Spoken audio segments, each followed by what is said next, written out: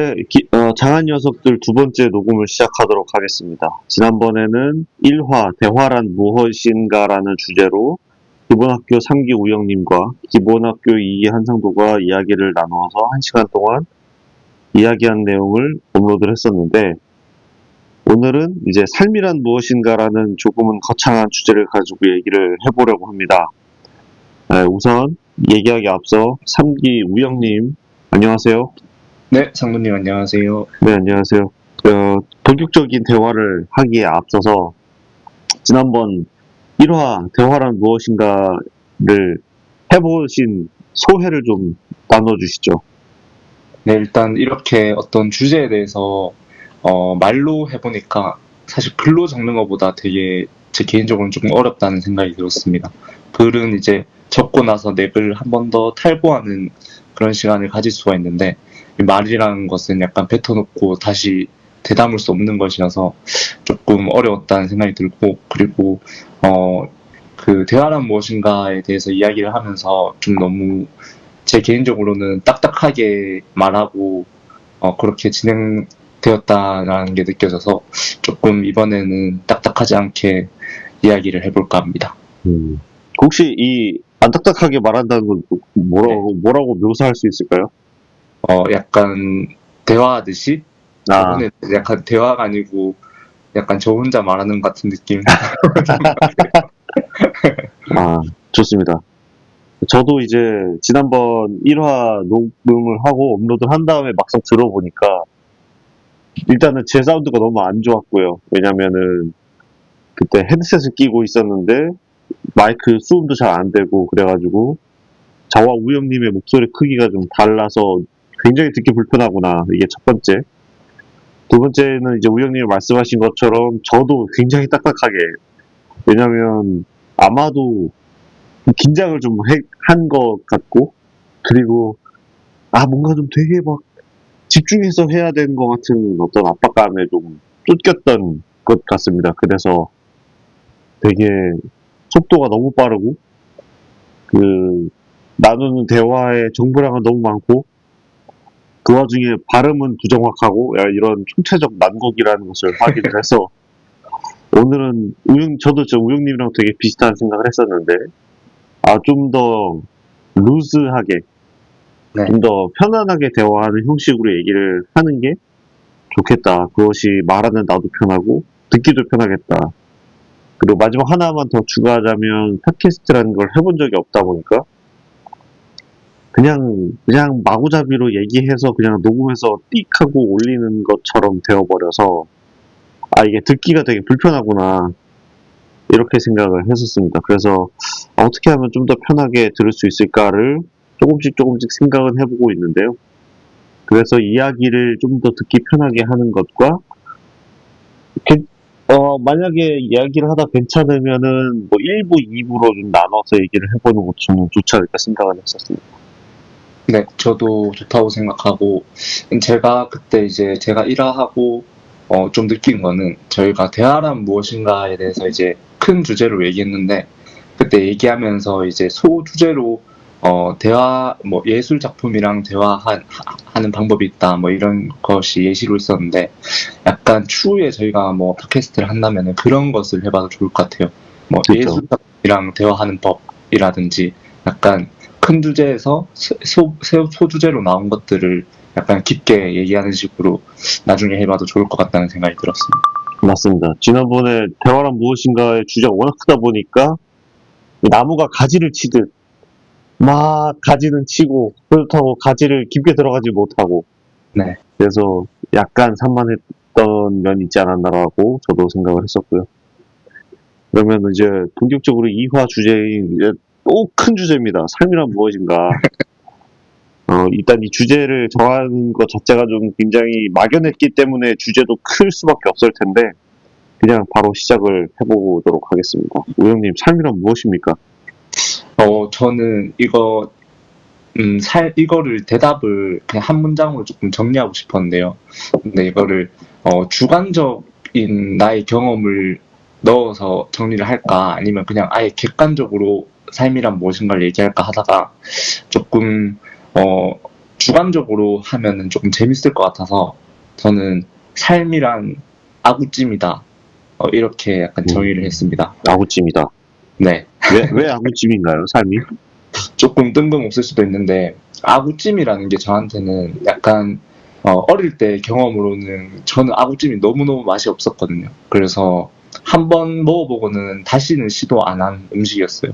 근데 어느 날 이제 아구찜이 너무 맛있어 보이고 그게 누군가 먹어봐 해서 맛있어 보였던 건지 아니면 저 스스로가 그냥 그게 맛있어 보였던 건지 모르겠는데 아구찜을 다시 먹어봤는데 그 아구의 흰살이 너무 맛있는 거예요.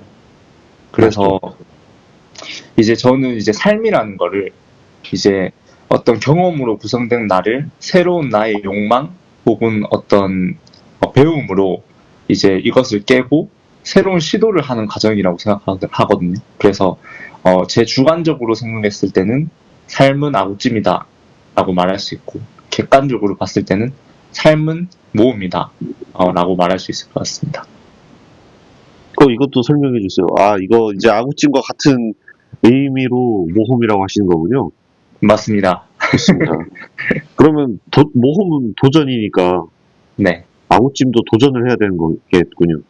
네, 맞습니다. 저한테는 이제 안 먹어본 음식이다 보니까 사실 안 먹은 것만 계속 안 먹고 살면은 편하긴 한데 그러면은 새로움을 알 수 없으니까 네, 저한테는 도전이었습니다. 지금은 어떤 도전을 하고 계신가요? 지금 같은 경우에는 조금 이따가 말할 거였긴 한데 이제 뭐 지금 AI 혁명 이런 말 하잖아요.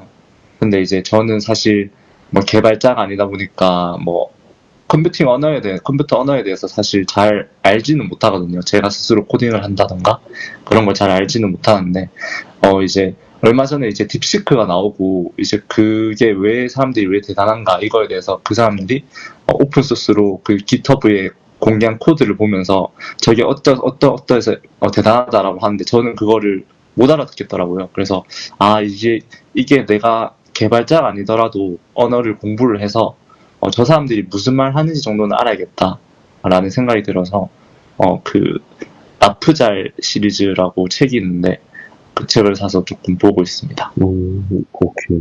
좋습니다. 그럼 이거 조금 이따가 좀 더 네. 자세하게 얘기를 하는 것으로 하고. 네. 생모님은 어떻게 생각하시나요? 사실 저는 그 삶에 대해서 별 생각이 없이 너무나 오랜 시간 살아왔다가 이제 기본학교 다니고 최진석 교수님을 만나면서 삶이 무엇인지에 대해서 생각을 해보게 된 케이스인데, 굉장히 여러 면으로 얘기를 할 수 있을 것 같아요. 그러니까 삶이라는 거는 우선 죽음의 반대에 있는 것이고, 이런 죽음이란 무엇인가 하면 죽음은 없는 것, 그러니까 무의 형태라고 생각을 하고 있어서, 이제 반대로 삶이란 유의 형태의 시간이다.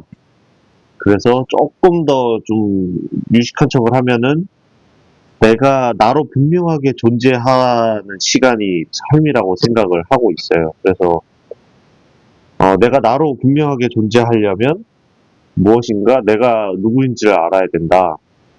그래서 좀 더 최진석 교수님 말씀 빌리자면 내가 인간으로서 나로서 분명하게 살다 가야 되는데 인간은 변화를 야기하는 존재잖아요. 문제를 발견하고 그 문제를 해결하는 존재니까 내가 나만의 문제를 발견해서 이것을 해결하는 과정이 결국에 삶이 아닌가라고 생각을 하고 있습니다.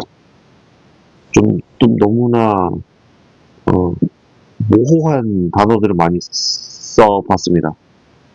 네, 저도 비슷하게 생각을 하고 있고 제가 아까 전에 이제 모험을 하는 과정인데 그 모험을 하려면은 어떤 자신의 새로운 욕망이 들던가 아니면 배움이 있어야 되는데 그 말씀하신 것처럼 자기가 누구인지 모르면은 자신의 욕망이 무엇인지 들리지 않거든요. 자신의 속에 있는 자신의 욕망을. 그래서 말씀하신 내가 누구인지 아는 것이 정말 중요하다고 생각이 됩니다. 지금 막상 이게 얘기를 나눠보니까 이제 또 욕망 말씀을 하시지 않습니까? 네. 그래서 저도 이제 이 욕망의 중요성을 정말 너무나 뼈저리게 느끼고 있고, 왜냐면 내가 나로 존재하려면 결국 나가 가지고 있는 고유한 욕망이 있어야 하고 이 고유한 야망을 이루는 과정 속에서 내가 완성이 될 것이다라고 생각을 하고 있는데 전 여기에 하나만 더 보태자면 이 시대의 흐름이랑 잘 맞아야 된다라는 생각을 계속 하고 있어요. 그러니까 네.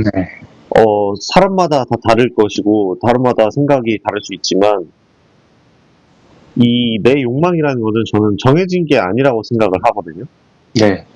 그래서 예전에 김태우 교수님께서 말씀하셨던 것처럼 아이들한테 총을 쥐어주면 군인이 되는 꿈을 꾸고 축구공을 주면 축구 선수가 되는 꿈을 꾸고 뭐 키보드를 주면 컴퓨터 프로그래머가 되는 꿈을 꾼다 뭐 이런 식의 말씀을 하셨었는데 그 말은 굉장히 인간이 가소성이 높은 유연한 존재라는 의미일 것이라 정해진 욕망이 아니라는 것은 사실은 이 사회에 굉장히 많이 영향을 받고 혹은 이 사회를 보는 사회에 반응하는 나를 전 사실 어떻게 보면 욕망이라고도 생각을 하거든요. 그래서 만약에 내가 정말 나로 분명하게 나의 욕망을 알려면 내가 그만큼 세상을 많이 알아야 된다. 내가 세상을 많이 알고 많이 볼수록 문제가 잘 보이고 난 이 문제를 이렇게 풀어야겠어를 더 잘 자각하게 될 것이기 때문에 나를 잘 알고 나로 살기 위해서는 세상도 잘 알아야 된다라는 생각도 하고 있습니다. 네, 저도 아주 비슷한 생각을 가지고 있는데요. 그 세상을 안다는 부분에 있어서 굉장히 저도 비슷한 생각을 가지고 있습니다. 그 개인이 어느 정도의 세상을 아느냐에 따라서 이제 저도 자신의 욕망과 어떤 모험을 떠나는 그런 모험을 할 수 있는 그런 동기가 생긴다고 생각하거든요. 세상을 조금만 아는 사람은 조금만 모험하고 그때까지의 삶은 살아가고 그 이후의 삶은 저는 사라지는 거라고 생각을 하거든요. 어떤 모험을 하지 않고 기존의 자신의 욕구를 충족시키고 어떤 자는 것, 먹는 것을 해결하기 위해서 사는 삶은 사라지는 것이라고 생각하고 그 세상을 크게 알면 크게 할수록 더 모험을 하고 더 도전을 하고 싶은 욕망이 생기기 때문에 그런 삶을 계속 살아가는 각자의 삶의 어떤 세상을 바라보는 크기가 조금 다른 것 같습니다. 그 말을 약간 제가 제 식으로 혹시 설명을 해보면, 이제 모험이 있고 일상이 있다. 네, 먹고 사는 것이 일상이라면, 내가 어떤 세상을 보고 이 세상에 대한 어떤 모험심이나 탐구심이 발동해서 용기를 내서 어떤 활동을 하는 것이 모험이다. 뭐 이렇게 두 개로 나눠서 봐도 되는 걸까요? 저 개인적으로는 이제 일상이 모험이 되는 그런 삶을 꿈꾸고 있고 그런 삶이 조금 바람직하다고 생각하는데 그 흑백 요리사에서 안성재 셰프가 한 말이 있는데요. 그 셰프가 요리사라는 직업은 6시 이후에 내가 다른 거를 하는 직업이 아니고 라이프 스타일이다. 그냥 인생이 요리인 사람이 요리사가 돼야 된다. 이렇게 말을 했었거든요. 그래서 저는 제 생각에는 그냥 일상 자체도 어떤 자신의 모험을 위해서 하는 일상이 돼야 약간 어떤 좀 진짜 제대로 사는 게 아닌가 저는 그렇게 생각을 하고 있습니다. 조금 어려운 삶일지는 모르겠지만 그렇게 생각하고 있습니다. 좋습니다. 사실은 제가 이제 우영님의 하시는 말씀도 이해를 했는데, 네. 다른 질문이 떠올라서 일부러 일상과 모험을 좀 나누려고 했었는데요. 그러니까, 이 얘기를 하려면 일상과 모험이라는 단어를 조금 분리를 일부러 좀 억지로 좀 제가 좀 해보면, 네. 그러니까 뭐 일상이라는 게 모험이라는 게 내가 뭐 예를 들어서 내가 뭐 창업을 했다. 그래서 회사를 운영하는 시간이 있고, 회사 운영하는 시간 외에 뭐 밥 먹고 씻고 옷 갈아입고 이런 시간들이 있을 거잖아요. 네.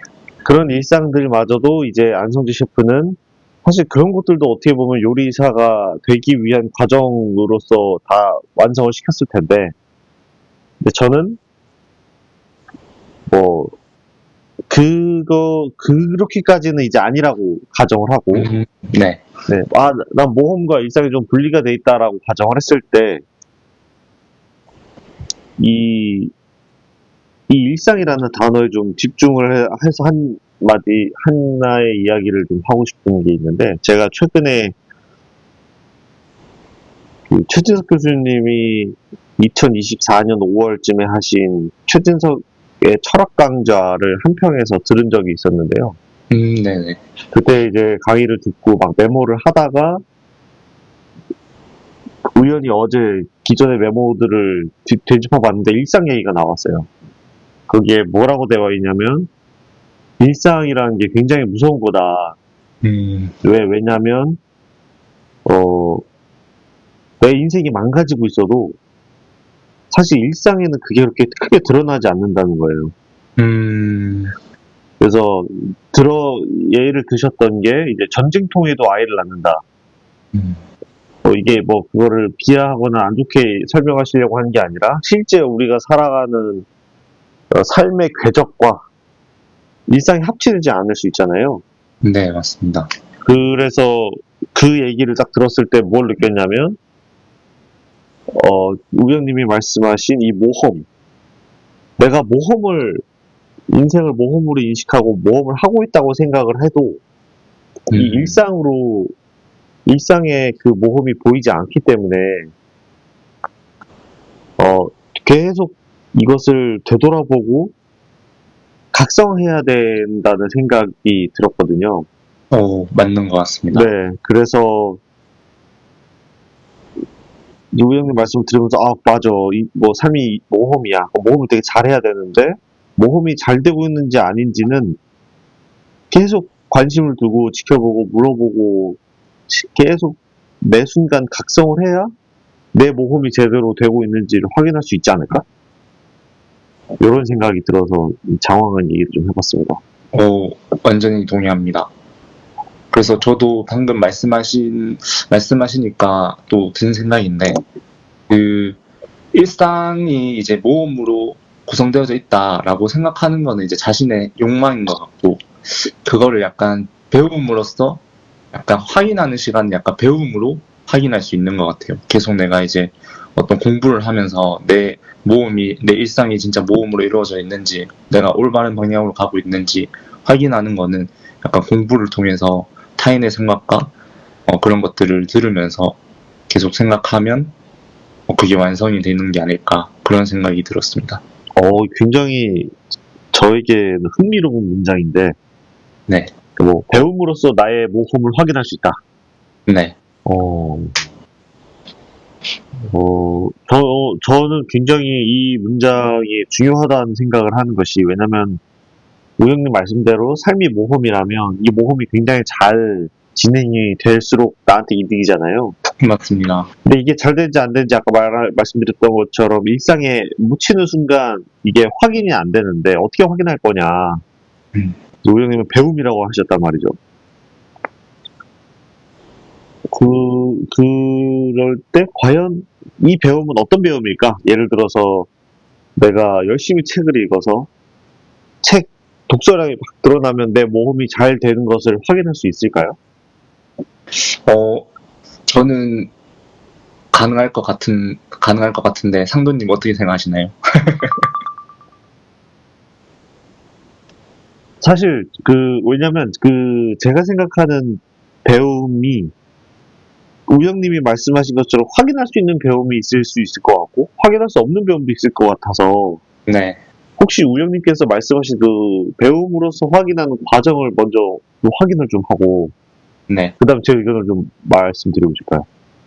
예를 들어서 제가 만약에 제가 아까 서두에서 얘기했듯이 제가 그 AI 때문에 코딩을 공부해야겠다라는 욕망이 들어서 코딩에 대한 모험을 떠나기로 했잖아요. 예. 그런데 이제 제가 만약에 혼자서 뭐 코딩 공부를 하고 이제 코딩에 관련된 것만 보고 이러면은 이게 잘 되는지 알 수가 없는데 뭐 예를 들어서 뭐 유튜브로 뭐 AI 전문가의 강의를 본다든지 아니면은 뭐 어떤 AI 전문가랑 얘기를 한다든지 아니면 세상에 대해서, 세상의 뉴스에 대해서 공부를 한다든지 역사에 대해서 공부를 한다든지 이러면은 이제 내가 이 지금 AI를 그 코딩을 공부하는 게 잘하는 것이다. 아니면 내가 지금 잘못하는 것이다. 이런 것에 대해서 조금 혼자서 깨우칠 수 있지 않을까라는 그런 생각을 해봤습니다. 약간 AI 지금 혁명이 저는 약간 산업혁명이랑 비슷하다고 생각을 하는데요. 그 어떤 그 노정석 대표라는 어떤 그분의 이제 유튜브를 보면서 이런 인사이트를 얻게 됐는데, 이 산업혁명이 일어났을 때 그 대부분의 그 산업혁명에 적응하지 못했던 노동자들은 그 죽을 때까지 일자리를 얻지 못했다고 하더라고요. 그래서 이 산업혁명에 적응했던 사람들은 어떤 자본가가 되었고, 그냥 그 닭장에서 주는 모이만 먹었던 사람들은 모이만 먹었던 사람들은 그냥 노동자가 되었던 것 같아요. 그리고 그 산업혁명을 아예 받아들이지 못했던 사람은 다 도태돼서 실직자가 되었고, 그래서 저도 이제 이 AI 혁명이 지금 이제 일어났을 때 이게 이 다음의 산업혁명이라고 봤을 때 이 세상을 알고 이 역사를 알았을 때는 이 AI를 내가 완전 뭐 오픈 AI 그 사람들처럼 AI를 개발하지는 못하지만 이 AI가 뭔지는 알고 이 AI를 통해서 내가 어떤 새로움을 할 수 있는 것을 찾아봐야겠다라는 생각을 가지고 있으면 이제 그 모험이 과거를 비추어 봤을 때, 반추해 봤을 때 약간 잘 되고 있다, 잘 안 되고 있다, 그게 판단이 될 것 같거든요. 그래서 저 생각에는 그런 의미에서 이제 이 배움을 했을 때 내 모험이 잘 되고 있다, 잘 안 되고 있다, 그것을 판단할 수 있을 것 같습니다. 좋습니다. 그러면 또 이거를 우영님이 하신 말씀을 제 식대로 표현을 하자면, 지식이 쌓이면 그 지식을 바탕으로 내가 어디에 있는지를 알 수 있으니까 그것으로 내 모험의 상태를 파악할 수 있다. 이렇게 설명을 해도 되는 걸까요? 그럴 수 있을 것 같네요. 좋습니다. 저의 경우에는 아까 이제 우영님의 말씀에 약간 다른 저의 관점을 말씀드리고 싶었던 게, 네. 지식이 있으면 내 모험의 진행 상황을 잘 알 수 있다는 것에 완전히 저는 동의를 하는데, 네. 근데 저는 이제 두 개가 필요한 것 같아요. 하나가, 그러니까 내 모험이 잘 진행되고 있느냐를 확인할 수 있는 두 가지가, 첫째가 이제 우영님이 말씀하신 지식. 근데 또 하나는 내 욕망을 분명하게 아는 거. 좀 더 이제 또 최진석 교수님 언어를 쓰자면 내 소명이 무엇인지를 분명하게 아는 거인 것 같거든요. 왜냐하면 예를 들어서 내가 최신 AI 트렌드를 전부 따라가고 있고 AI 산업이 어떻게 되는지를 전부 알고 있어. 근데 내가 뭘 하고 싶은지를 모르면 사실은 모험을 하고 있는 게 아니잖아요. 맞습니다. 뭐 예를 들어서 일론 머스크가 화성을 가고 싶다 라고 했을 때 정말로 화성을 가고 싶을지 모르겠지만, 일론 머스크는 화성을 가고 싶다고 본인이 인식을 하고 있기 때문에 화성에 가는지 안 가는지로 모험의 진행 상태를 확인할 수 있지 않을까.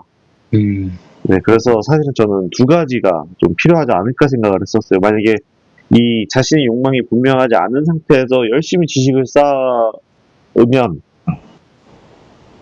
좀 오히려 착각에 빠질 수도 있지 않을까? 네, 나는 많이 아니까 나는 잘하고 있어라고 착각에 빠질 수 있지 않을까라는 개인적인 생각을 가지고 있습니다. 근데 제가 방금 말씀하신 그 내용이 제가 아까 말씀드린 그 노정석 대표의 유튜브에서도 비슷한 말씀을 하시더라고요. 그러니까 지금 지식을 알아가는 거를 약간 AI를 개발하는 거라고 생각을 하고, 그리고 욕망과 소명을 이제 그 AI를 이용해서 무엇을 할 수 있는가라고 생각을 한다면, 우리가 사실 그 오픈 AI나 어떤 구글처럼 그 사람들처럼 무한한 자원과 시간을 들여서 AI를 개발할 수 없기 때문에 AI를 개발하는 것 자체는 사실 저희한테, 일반인들한테는 불가능한 얘기거든요. 그래서 이 지식을 쌓는 것을 AI에 대해서 아는 것, 그리고 욕망과 소명을 이 AI에 대해서 AI를 통해서 내가 어떤 산업과 접목시켜서 무엇을 할 수 있을까를 생각하는 거라고 생각하면은 약간 상도님이 하신 말씀과 그 대표님이 하신 말씀이 약간 매칭이 되는 그런 느낌이 드는 것 같습니다. 좋습니다. 그러면, 아마도 실제로 이제 아까 우영님 말씀하신 것처럼 AI 공부를 하면서 이제 모험하고 있다는 말씀 하셨는데, 요거는 이따가 30분 정도 되는 2부에서 하면 좋을 것 같고요. 좀 더 다시 기존의 주제였던 삶이란 무엇인가라는 문장에 네, 좀 다시 돌아가서 할 수 있는 이야기를 좀 더 나눠보면 참 좋을 것 같은데, 네. 뭐 예를 들어서 우영님께서는 삶이 무엇인지 좀 더 알고 싶으신 욕구가 있으신가요? 저는 매 순간 약간 저도 아까 상무님 말씀하신 것처럼 최진석 교수님을 만나고 나서 삶을 생각한 케이스인데, 사실 저는 기본학교 졸업 이후에도 내가 제대로 살고 있나 이런 생각을 항상 조금 하는 것 같아요. 그러니까 내가 원하는 대로 살고 있는지 아니면 제대로 살고 있는지. 근데 그 질문에 어떨 때는 약간 그렇지 이렇게 제대로 가고 있지라고 생각하는데, 또 어떨 때는 나는 진짜 제대로 안 살고 있다 이렇게 계속 약간 반복되는 것 같습니다. 저 스스로는. 그러면은 언제 그렇지라고 생각을 하시고 언제 아니다라고 생각하시나요? 약간 저의 일상을 제가 원하는 대로 구성해서 끌고 갈 때, 그렇지라고 생각을 하고, 약간 일상에서 약간 좀 제가 나태하거나 아니면은, 좀 내가 다른 방향으로 가고 있나? 라는 생각이 들 때 약간 아니라고 좀 생각을 하는 것 같아요. 원하는 대로 끌고 간다는 건 무엇인가요, 우영님한테? 제가 원하는 게 무엇인지 분명하다고 생각을 했었는데, 그게 아닌 것 같다라는 생각도 들고, 그래서 저는 이제 이 다음 질문을 그거를 드리려고 했었거든요. 약간 어떤 하나 내가 만약에 뭐 요리를 만드는 게 너무 좋아 해서 요리를 만드는 법을 막 배우기 시작했는데, 하다 보니까 요리가 아닌 것 같다 라는 생각이 사람이 들 수도 있는 거잖아요. 근데 그렇다면 이 사람에게 이것이 과연 욕망이 맞는 것일까? 그것에 대해서 약간 질문을 드리려고 했었거든요. 근데 이제 저 개인적으로는 약간 최진석 교수님이 하셨던 말씀이 있는데, 인간이 자기가 좋아하는 것이 무엇인지 정확하게 알기가 굉장히 어렵다고 해요. 그래서 좋아하는 거는 자기가 뭘 좋아하는지 알아내는 것이 아니고 자기가 스스로한테 부여하는 거라고 하더라고요. 나는 이것을 좋아하는 거야 라고. 그래서 저 개인적으로는 이제 저는 이제 그림 그리는 거를 좋아해서 처음에 이제 그림을 그리다가 이제 어느 순간에는 조금 지치는 순간도 오고 이 그림이 나하고 아닌가? 라는 생각이 드는데, 그때마다 저는 그냥 스스로 부여하고 있거든요. 아니다. 나는 이것만큼 재밌는 걸 한 적이 없다. 약간 이런 식으로. 그래서 그 아니다라고 생각했을 때는 그림이 맞나? 라고 생각했던 순간이고, 약간 맞다라고 생각했던 순간은 약간 그림이 너무 재밌고, 제 하루 일상을 그 그림으로 꾸몄을 때였던 것 같습니다. 제가 이제 우영님께 질문을 드렸던 것은 뭐 삶이 무엇인지 제대로 알고 싶은가 질문을 드렸을 때 항상 궁금해하고 잘 사는 것 같기도 하고 못 사는 것 같기도 잘 살지 않는 것 같기도 하고 하면서 항상 궁금해한다 네. 말씀하시면서 이제 약간 주제가 살짝 어떻게 틀어졌냐면 좋아하는 것을 찾는 일에 대한 얘기를 하셨어요. 네네. 그래서 제가 또 제 언어로 이해를 하자면 뭐 인생은 모험이다. 내가 가지고 있는 욕망, 야망을 바탕으로 그것을 추구하며 사는 것인데 내가 이게 좋았다가 이게 싫었다가 하면서 내 야망이 무엇인지 잘 모르겠다. 이런 상황이 살면서 발생할 수 있는데 어 근데 이제 우영님께서는 이것을 부여하는 것이니까 네. 나는 그림 그리기를 뭐 제가 함부로 말할 수는 없겠지만 나의 뭐 어떤 소명으로 삼고 그리겠다. 이런 태도로 살아간다고 저 이해를 해도 될까요? 저 갈피를 이루는 저의 대답을 아주 제대로 잡아주신 것 같습니다. 사실 저는 방금 우영님이 하신 말씀이 굉장히 중요한 이야기라고 생각을 하는데, 우리가 보통 소질, 취향, 적성 이런 얘기를 굉장히 많이 하면서 살았잖아요. 네네. 근데 이제 야망이란 단어와 또 이것이 많이 엮이면서 이제 저를 포함해서 많이 내 꿈이 뭘까? 이런 질문을 서로 많이 하지 않습니까? 네. 근데 여기에 있어서의 제 개인적인 소감을 약간 얹어보면 굉장히 시건방짐주의를 하겠습니다. 제가 계속 이 죽음이란 무엇인가, 삶이란 무엇인가, 나의 소명은 무엇인가를 막 묻고 하다가 정말 막 머리가 복잡해지면 가끔가다 최은식 교수님한테 물어보고 하면서 내 나름의 답을 찾은 게 하나 있는데 네. 이게 여기서부터 완전히 제 개인적인 생각입니다. 모든 인간의 소명이 뭔지를 알았어요. 네. 모든 인간의 소명은 인간으로 완성되는 거다. 왜냐면 인간으로 태어났기 때문에 인간으로 살다 죽는 것이 그 삶의 가장 큰 목표라는 생각을 하고 있거든요. 네. 근데 이 인간으로 완성된다는 것이 뭘 하라고 정해진 건 아닌 것 같아요. 내가 축구를 해야지 인간으로 완성되는 것도 아니고, 내가 요리를 해야 인간으로 완성되는 것도 아닌 것 같아요. 내가 인간으로 완성된다고 하는 거는 내가 본 문제를 내 방식으로 해결하는 것. 네. 좀 더 인간적이려면 어떤 시대의 급소를 잡고 그거를 내 방식으로 풀면 그것이 예술적으로 승화가 돼서 내가 나로 한 단계 진보하고 완성되는 경험을 하는 거라고 지금 생각하고 있거든요. 네. 그래서 인간의 소명의 종점은 인간으로 완성되는 게 아닐까? 이게 제가 지금 가지고 있는 가설이고요. 네. 그렇기 때문에 어떤 활동을 하는지는 사실은 얼마든지 변할 수 있고 정해진 것이 아니지 않을까. 그래서 아까 우영님이 말씀하신 것처럼 부여해버리면 네. 되는 문제라는 생각을 사실 요즘 많이 하고 있어요. 네. 네. 네, 맞습니다.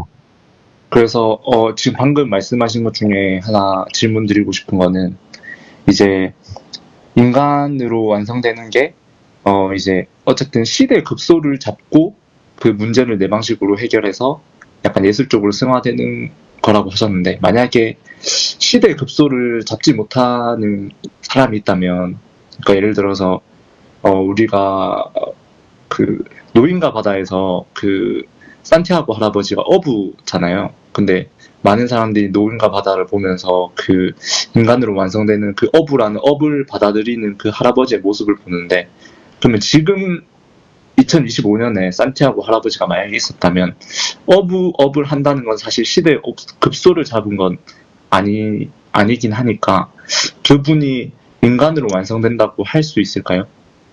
사실 그 부분을 저도 항상 하고 있는 질문인데 네. 쉽지 않습니다. 그런데 이제 좀 이거를 굳이 또 나눠서 보자면 네. 인간의 소명은 자기가 발견한 자기의 소명에 투신하는 것이라고 했을 때 일단 산티아고 할아버지는 제가 생각하는 산티아고 할아버지는 자기 자신을 업으로 규정을 짓고 그 네. 업으로서 완성되기 위해 투신을 하는 걸로 봤거든요. 네, 맞습니다. 네. 근데 여기서 이제 우영님이 말씀하신 것처럼 근데 과연 산티아고가 잡은 청새치는 시대의 급소였나? 사실 저는 그렇지는 않다고 보고는 있어요. 그래서 사실은 이 부분 때문에 제가 예전에 최인석 교수님께 질문을 드린 적이 있었는데 네. 두 가지 질문을 드렸어요. 첫째는 산티아고 할아버지는 시민입니까? 근데 교수님이 시민이래요. 네. 그래서 제가 근데 산티아고 할아버지는 지식도 많지 않고 어떤 시대의 급소를 잡고 늘어진 것도 아닌데 시민이라고 할 수 있냐 했을 때 교수님이 산티아고 할아버지는 남 탓을 하지 않았기 때문에 시민이다 라고 대답하신 게 첫 번째고 네. 두 번째는 제가 손흥민 선수는 기본이 튼튼합니까 했어요. 네.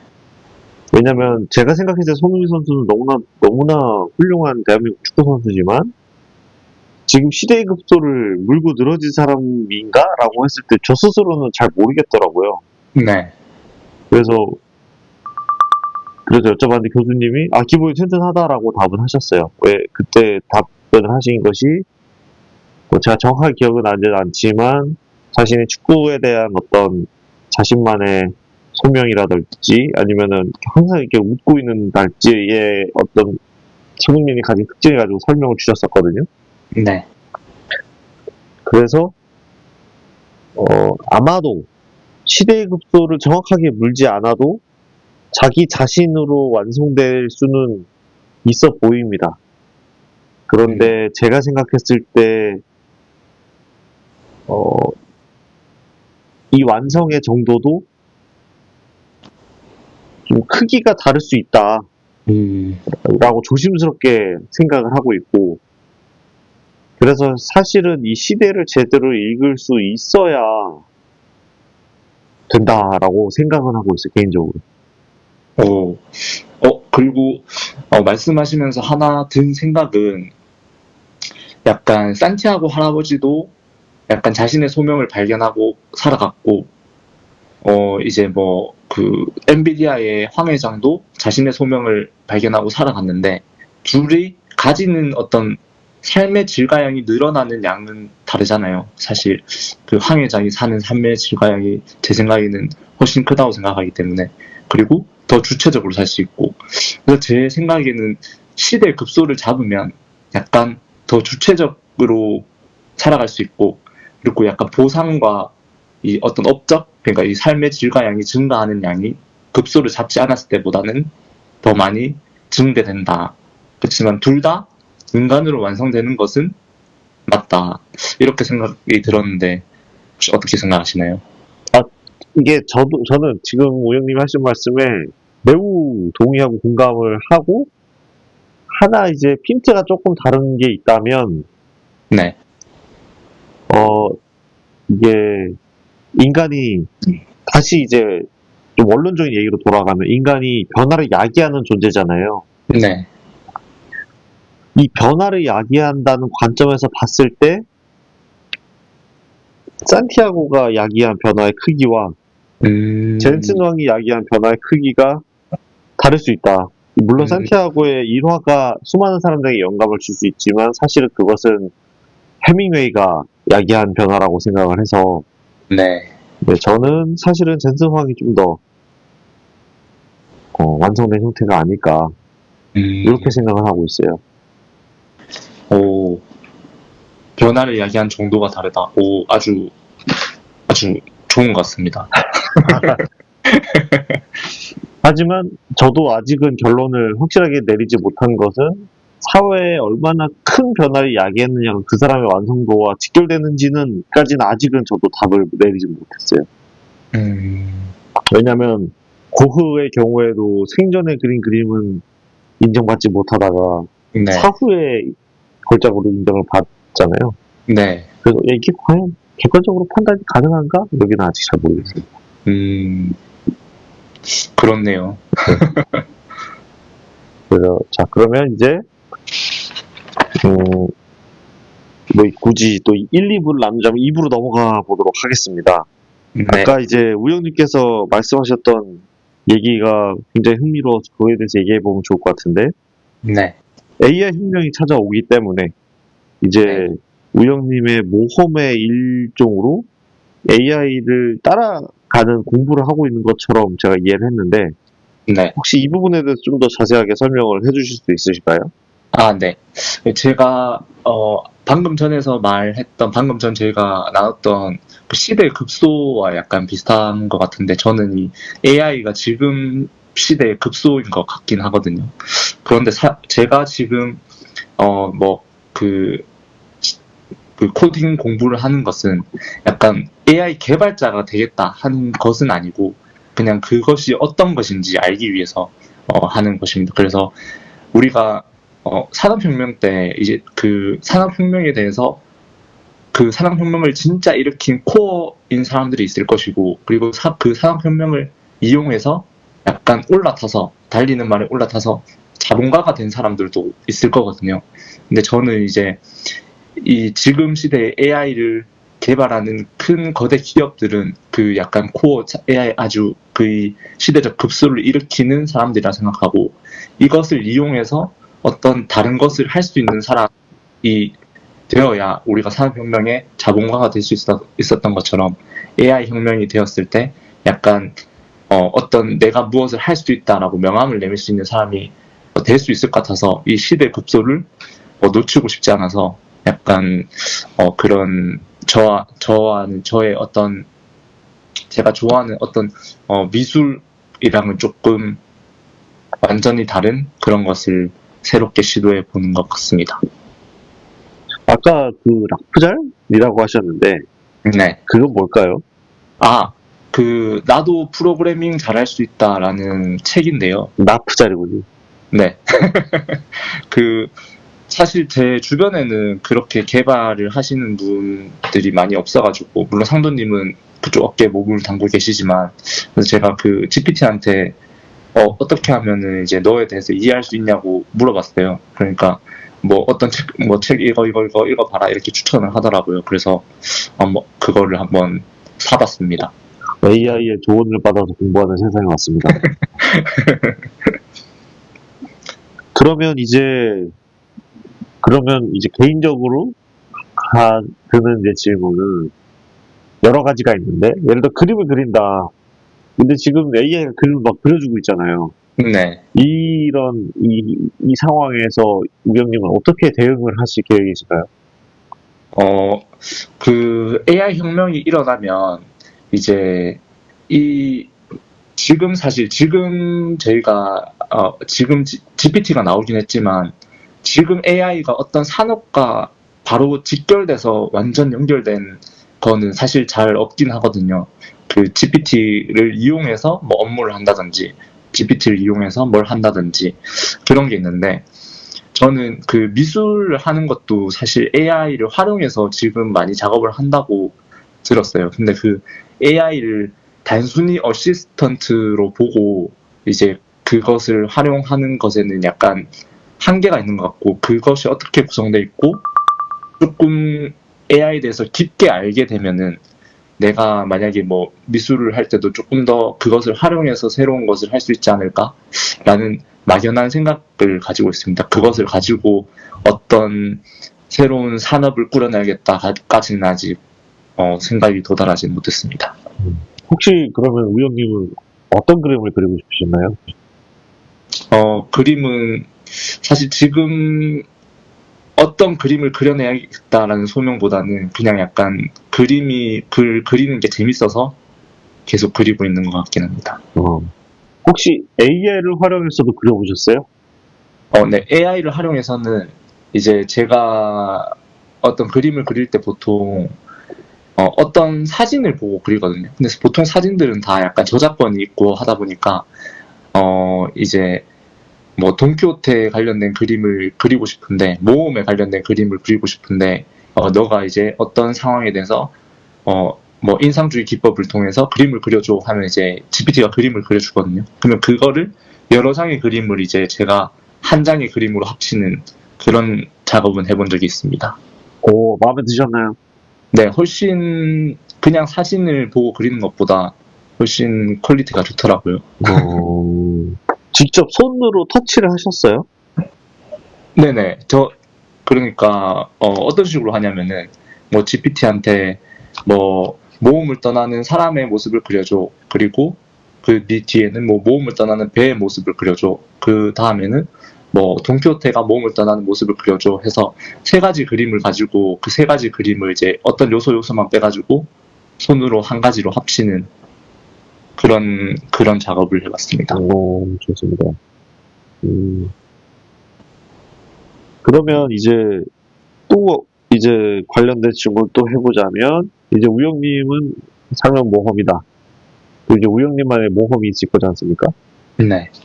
이 그림 그리기라는 활동과 AI라는 기술이 우영님의 모험에는 어떻게 활용이 될 거라고 보세요? 어떤 그림을 그려내는 일이 사실 창작을 하는 게 어떤 작가의 그 어떤 그 의도가 생각이 많이 들어가야 되는데, 이 AI가 약간 이 생각을 약간 넓혀주는 그런 도구가 아닌가라는 생각이 들어요. 약간 제 머릿속으로 이미지를 떠올렸을 때는 하나의 이미지만 떠오르는데, 사실 걔한테 물어보면은 진짜 수백 장의 이미지가 나오잖아요.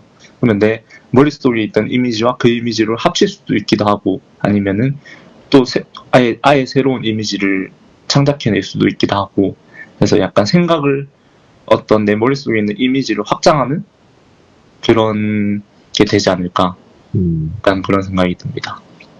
도구가 되겠군요. 좋습니다. 그러면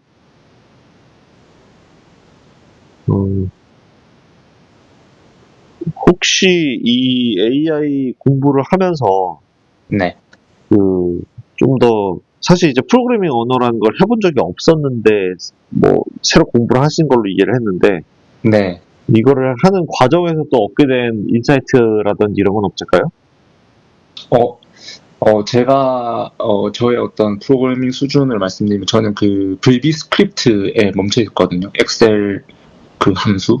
그래서 그 이후에 지금 본 거는 이제 C#이랑 파이썬 언어를 봤는데, 뭐 깊게까지는 보지 못했고, 그냥 함수 몇 개 하고, 그냥 구조문 보는 걸 봤는데, 생각보다 되게 재밌긴 하지만, 이게 그냥 비전공자 입장에서 봤을 때는 조금 어렵긴 한 것 같아요. 그래서 아직까지 어떤 새로운 인사이트를 발견하지는 못했습니다. 너무 어려워. 좋습니다. 자, 그러면 다시 이제 원점으로 돌아가서 이제 삶이란 무엇인가에 대해서 또 얘기를 해보면 참 좋을 것 같은데요. 네. 우리가 이제 기본학교 최은석 교수님 수업을 들었던 동기로서 교수님이 항상 이 삶이란 무엇인가 죽음이 할수록 삶이 우뚝 선다 이런 얘기도 많이 하셨거든요. 네. 혹시 우영님 죽음에 대해서도 생각을 하시나요? 저는 그 기본 학교 다니면서 죽음에 대해서 많이 생각을 해봤는데, 그 교수님이 매일 일어나실 때 나는 곧 죽는다 외치면서 일어나신다고 하시더라고요. 그래서 저도 6개월간 그걸 따라 해봤는데, 저는 그 죽음이 인식이 잘 안 되는 것 같더라고요, 제 스스로는. 그래서 약간 삶이 짧다라는 거를 굉장히 많이 느끼고, 시간이 정말 빠르다라는 거를 많이 저는 생각을 하고, 그런데 죽음에 대해서 명확하게 진짜 피부로 교수님처럼 약간 공포에 떨 만큼 피부로 와닿게 느껴보지는 못한 것 같습니다. 네, 저도 매우 공감을 하는데, 이제, 최은석 교수님의 경우에는, 뭐 자다가도 막 땀을 뻘뻘 흘리시고, 옷 갈아입고 다시 자고 할 정도로 이제 죽음에 많이 공포감을 느끼셨다고 했는데, 네. 저도 그 정도의 공포감은 안 느껴져서, 네. 내가 너무 무감각한 건가? 뭐 이런 식으로 생각을 많이 했었는데, 네. 근데 저의 경우에는 이제 우영님이 말씀하신 것처럼 삶이 짧다라는 것은 좀 많이 좀 자각이 되는 것 같고, 네. 이 삶이 짧다라는 것이 이전보다 좀 더 자각이 되면서 삶에 온 변화가 있다면, 연연하는 게 좀 많이 사라졌고요. 음. 그리고 이제 우리가 어떤 사회생활을 하거나 상호작용을 할 때, 이렇게 하면, 이렇게 하면 좀 그런가? 이런 거 있지 않습니까? 눈치 보는 거. 원래도 눈치가 없어서 눈치 잘 안 보긴 했지만, 좀 더 인생이 짧구나라는 걸 느끼고 나서는 좀 더 과감하게 하게 되는, 어떤 선택이든지 좀 더 과감하게 되는 것 같아요. 예를 들면은, 이거를, 뭐 예를 들면 퇴사를 해마라? 하다가, 야, 어차피 나 곧 죽는데 이거 퇴사 빨리 해서 따고 해야겠다. 이런 식으로 좀 의사결정을 하게 된 경우도 있었던 것 같고요. 네. 저는 요 각성은 좀 굉장히 삶에 좋은 자산이 됐다고 개인적으로 생각하고 있습니다. 근데 저보다는 훨씬 상도님이 어떤 한 각성이 좀 큰 것 같긴 해요. 저는 사실 개인적으로는 어떤 삶이 모험이고 삶이 짧다는 거를 알고 있지만, 사실 어떤 큰 변화를 약간 하는 거에는 아직까지도 약간 두려움이 있거든요. 예를 들어서 말씀하신 퇴사나 뭐 약간 제가 그림을 그린다는 걸 좋아한다고는 하지만 그림으로 약간 업을 약간 바꾼다든지 하는 그런 것에 있어서는 아직도 약간 주저함이 있기 때문에 약간 상도님이 하신 각성이 저의 각성보다는 조금 크지 않나 생각을 방금 해봤습니다. 여기에 뭐 굳이 사족을 좀 더 붙이면 저는 이제 제 각성이 너무 크다 이렇게 얘기를 하기보다는 네. 이제 저는 굉장히 좀 방황을 오래 한 편이고 네. 그 긴 방황을 이제 와서 돌아보니까 시간이 많이 아깝더라고요. 거의 한 20대를 통으로 그 고민만 하다 살다가 이제 인생이 짧다는 걸 나중에 알고 나니까 20대가 너무 아깝더라고요. 그래서 좀 뒤가 없는 느낌이 조금 생기긴 했어요. 그것은 아마도 우영님이 지금까지 살아온 삶이 저보다 충만하셨기 때문이 아닐까 생각을 해봅니다. 또 하나 제가 궁금했던 것은, 네. 저는 이제 인간은 무엇이든지 이렇게 다루는 존재라고 생각을 하거든요. 네. 예를 들어서 내 앞에 길가에 쓰레기가 있다. 그러면 이 쓰레기를 보고 지나치는 것도 선택이고, 주워다가 쓰레기통에 버리는 것도 선택이고, 다 선택이잖아요. 네. 그 모든 선택은 전부 그 쓰레기를 다루는 형태로 표현이 된다고 생각을 해요. 네. 모든 것이 다 그 대상을 다루는 형태로 표현이 된다고 생각을 하는데, 이 죽음이라는 것 또한 우리가 죽음으로 이름 붙이고, 최인석 교수님을 통해서 죽음을 인식해야 되고, 인생이 짧다는 걸 알아야 된다는 걸 우리가 한번 받아들였기 때문에, 사실은 우리는 알게 모르게 자기가 의도했든 의도하지 않았든 각자의 형태로 죽음을 다루고 있다고 생각을 하거든요. 혹시 우영님은 뭐 죽음을 다루는 우영님만의 방식이 있으실까요? 아니면 삶을 다루는 방식이어도 괜찮을 것 같고요. 그 죽음을 알게 그 최인석 교수님과 그 6개월을 지내고 나서 약간 생각을 조금 다르게 하는 거는 있는 것 같아요. 약간 예를 들어서 뭐 30대 때는 뭐 가정을 이루고 40대 때는 이 가정을 위해서 뭐 일을 하고 약간 이런 프로토타입 같은 거를 약간 내 삶이 얼마 안 남았는데 이게 지금 중요한가라는 어떤 그런 생각을 조금 많이 하는 것 같습니다. 약간 뭐 지금 그냥 남들이 다 하는 대로 뭔가를 하면 되겠지라는 생각을 옛날에는 많이 했었던 것 같은데 지금 같은 경우에는 내가 지금 30년 살았고 이거에 한번 60살에 죽는 사람도 많잖아요. 한 번만 더 30살에 살면 죽는데 내가 지금 이게 이렇게 선택하는 게 맞는 건가? 이게 중요한 건가? 라는 생각을 조금 하는 식으로 삶을 많이 다루는 것 같습니다. 굉장한 각성을 하신 것 같은데요? 이런 문장을 스스로에게 만들어서 던질 수 있다는 것만으로도. 그렇지만 실제로 아직 변화는 크게 이뤄내지 못하지 않았나.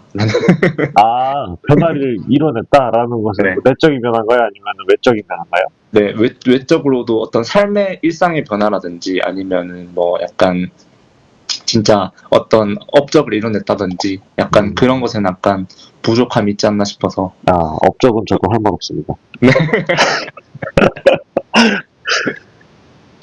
상도님 어떤 삶이 네, 저의 경우에는 이제 죽음을 되게 그러니까 죽음을 인식하려고 나름 노력을 했을 때, 제가 무슨 생각을 하게 됐냐면, 인간이 다루는 것 중에 가장 큰 게 죽음이라는 생각을 하게 됐어요. 그러니까 예를 들면은 내가 길을 가다가 쓰레기가 있는데, 이 쓰레기가 있고 없고가 내 모든 삶을 좌지우지하고 내 존재를 뒤흔들 만한 사건은 아니지 않습니까? 네. 근데 만약에 내가 뭐 아이를 낳았어. 그러면은 길가에 있는 쓰레기를 보는 것보다는 아이를 낳은 게 더 큰 사건일 거라고 생각을 하고요. 네, 그리고 뭐 내가 어떠한 뭐 변화를 일으키겠다고 해서 뭐 나의 뭐 직업 루트를 바꾸는 것도 큰 일이 될 수 있을 텐데, 그러면은 대소가 있다는 얘기. 그럼 제일 큰 게 뭐냐? 했을 때, 아, 나는 죽음이 제일 큰 거구나라는 거를 좀 늦게 인식을 하게 됐고, 그러면 결국에는 이 죽음에 대한 반응을 내가 해야 되는데, 왜냐면 죽음에 대한 반응을 안 하면 난 아무 생각 없이 사는 사람이 되겠더라고요. 저 개인적으로 하는 생각으로는. 네. 그때 이제 든 생각이, 그때 떠오른 장면이 불꽃놀이였어, 불꽃놀이. 불꽃놀이를 보면 우리가 폭죽에 불을 붙이면은 퓨 해서 위에서 팡 터지잖아요. 네. 근데 팡 터지고 나서 이 빛이 다 사라지면 이 불꽃놀이는 끝나는 거다. 그러면은, 아, 이 불꽃놀이가 끝나는 것이 우리의 죽음이라고 하면 어떤 불꽃을 그렸느냐가 결국 삶이 아닌가. 네, 그러니까 일종의 또 비유로 하자면 불꽃놀이의 사명, 폭죽의 사명은 그 빛을 밝게 내뿜는 것이겠죠. 네. 그런 관점으로 나는 어떻게 이거를, 나를 어떻게 불꽃놀이로 만들 것인가, 이런 생각을 좀 하고 있는 것 같아요. 왜냐면 불발탄이 되기 싫더라고요. 네. 그래서, 결국에는 이 죽음에 대한 저항의 형태로 내 삶이 구성되는 거구나를 인식을 해서, 여기서 좀 거친 얘기를 하면 개죽음으로 죽으면 안 되겠다.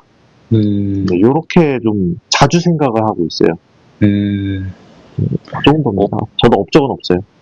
방금 말씀하신 이 불꽃놀이, 삶과 죽음을 불꽃놀이, 그리고 오발탄이 되지 말아야겠다. 약간 이게 그 약간 장자가 말한 그 책의 종이와 종이 사이를 그 말이 뛰어가는 것과 삶이 같다라는 말하고 거의 이어져 오면서 약간 멋있는 말인 것 같아요. 아, 그렇습니까? 되게 또 의미를 잘 부여해 주시니까 또 감사하네요. 그 장자가 했던 말, 그 인생을 사는 것은 천리마가 벽 틈 사이를 네. 지나가는 것과 같다. 네. 요거 말씀하신 거겠죠? 맞습니다. 저도 참 좋아하는 구절입니다.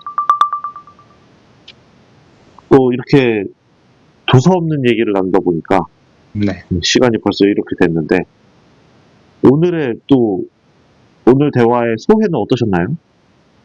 오늘 대화는 역시나 제가 말을 그렇게 잘하지 못한다 것을 다시 한번 느끼게 되었고, 일단 삶에 대해서 생각을 해봤을 때 저는 그 부분이 가장 인상 깊었던 것 같아요. 시대의 급소를 잡고 살아야 되냐, 아니면은 그냥 자기가 좋아하는 거 하면 되냐, 그 부분에 있어서 약간 그 시대의 급소를 잡았을 때 어떻게 되고, 시대의 급소를 잡지 못했을 때 어떻게 되고, 그 변화를 야기하는 정도의 차이가 있다라는 그 인사이트가 저한테는 좀 흥미롭게 다가온 것 같습니다.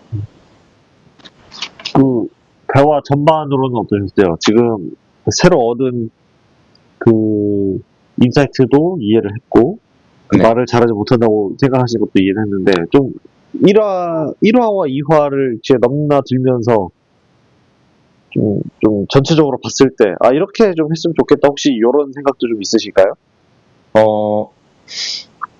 저는 일단 6부까지는 일단 지금과 같은 형식으로 조금 진행했으면 좋겠다. 그러면 약간 그 데이터가 쌓여서 그 이후에 만약에 진행을 한다면 더 나은 게 있지 않을까, 더 나은 방향이 있지 않을까, 좋습니다.